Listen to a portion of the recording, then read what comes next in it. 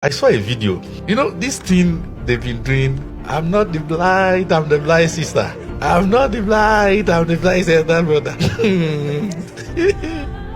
So I saw one, the funniest I've seen. The guy went to steal a phone, so they caught him. And this one said, I'm not the thief, I'm the neighbor of the person whose phone was stolen. I'm not the thief, I'm the friend of the neighbor. I'm not the thief, I'm this. Then the last guy came with swollen face, I am the thief.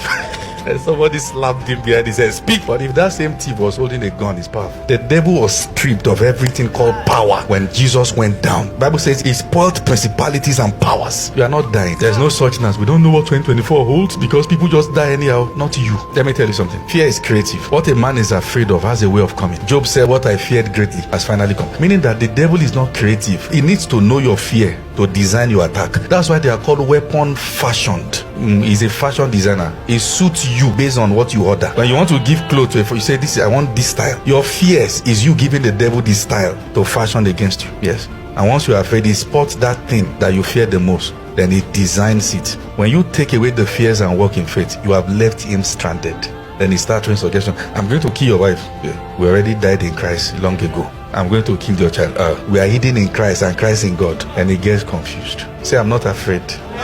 My boys went for an interview somewhere. The company needed a graphics person, visual effects, all those stuffs. And they brought the system to him and showed him a work on the system and asked him to criticize the work. And he said he remembered I taught them, you don't criticize what you have not first commended. So he looked at the work and appreciated for them to use this color code, for them to use this layer, for them to use this, made fantastic job. However, if I'm going to do this, I would have gone like this. What he didn't realize was that the man who asked him to criticize the job designed it, and that's the boss. The moment he said that, they asked him, how much do you want us to pay? Don't criticize what you are not ready to be a part of. The same way people criticize the government, Nigeria is bad. Do you have PVC? No. Okay, what micro group are you leading to enhance the nation from where you are? What are you doing? No, I only have data that I brought from MTN and I tweet with it. Complainers don't change the world. You don't need intelligence to recognize problems. You need intelligence to solve it.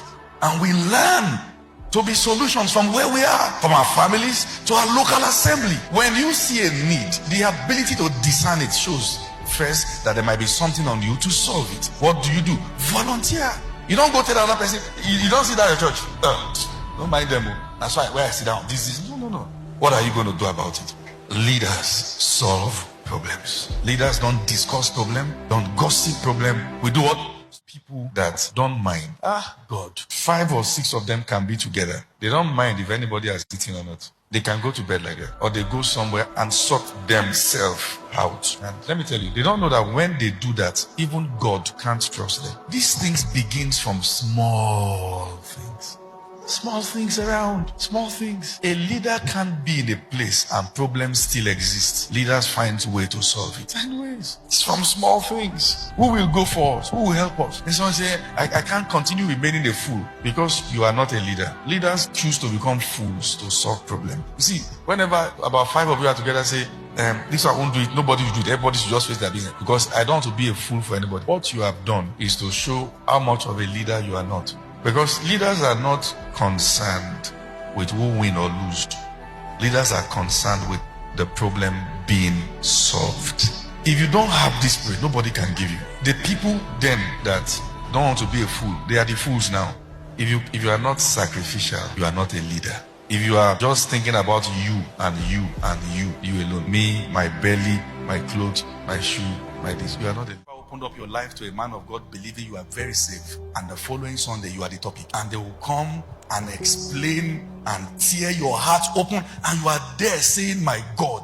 The moment somebody tells you a problem, it can no longer be word of knowledge. It is word from knowledge. Somebody told you, I'm going through this, I'm going through that. You now held the mic and say, there's somebody here. You are going through this, that.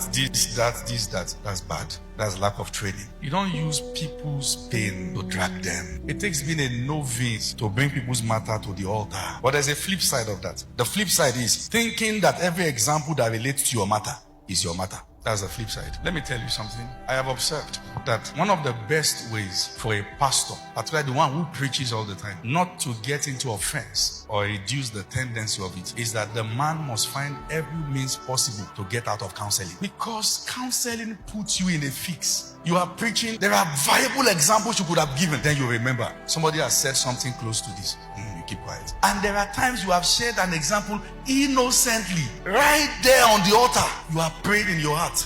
Hey, Olua, I hope this person is not going to think. That's why you must pray for your pastors. A man of God must mature and resist the temptation to try to use someone to get